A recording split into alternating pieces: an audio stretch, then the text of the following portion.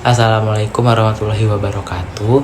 Halo teman-teman, perkenalkan nama saya Bani Hafid dengan NIM 2214200047. Di sini saya akan menjelaskan seputar dua pertanyaan yang telah dibuat oleh dosen pengampu mata kuliah Manajemen Aset dan Liabilitas.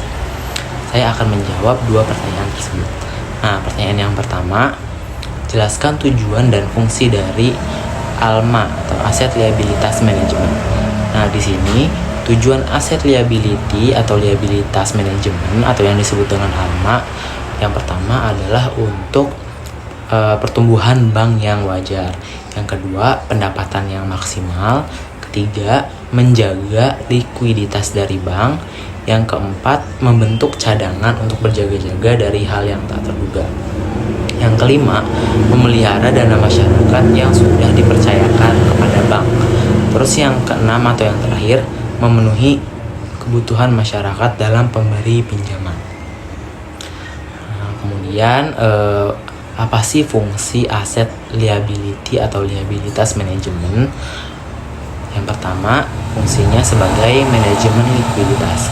Nah, manajemen likuiditas yaitu kemampuan bank untuk menyediakan dana yang cukup guna memenuhi semua kewajiban dan komitmen yang telah dikeluarkan kepada nasabahnya setiap saat. Yang kedua, manajemen gap. Nah, manajemen gap adalah upaya untuk mengelola dan mengendalikan kesenjangan atau gap antara aset dan liabilitas pada periode yang sama, mencakup kesenjangan dalam jumlah dana, suku bunga, saat jatuh tempo, atau perpaduan dari ketiganya. Nah, yang ketiga, sebagai manajemen investasi dan pendapatan. Nah, bank di sini selalu dituntut untuk terus tumbuh dan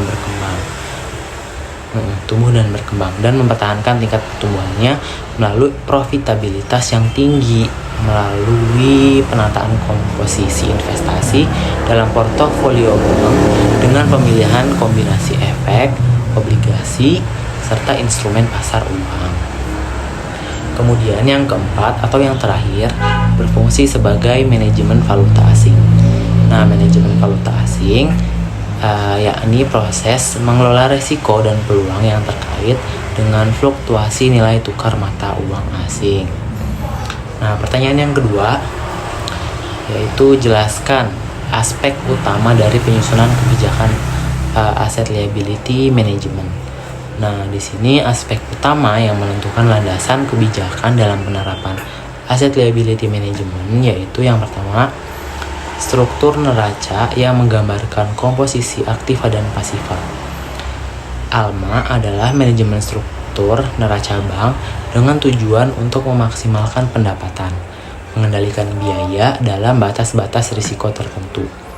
Nah, kemudian yang kedua, struktur pendapatan dan biaya dalam income statement. Selain itu, ALMA dimaksudkan agar bank memperoleh net income yang optimal bagi bank tersebut. Dengan pengendalian yang tepat atas aktiva dan pasifa bank, diharapkan bank dapat memperoleh pendapatan dari kegiatannya tersebut. Sekian jawaban yang dapat saya sampaikan. Kurang lebihnya mohon maaf. Wassalamualaikum warahmatullahi wabarakatuh.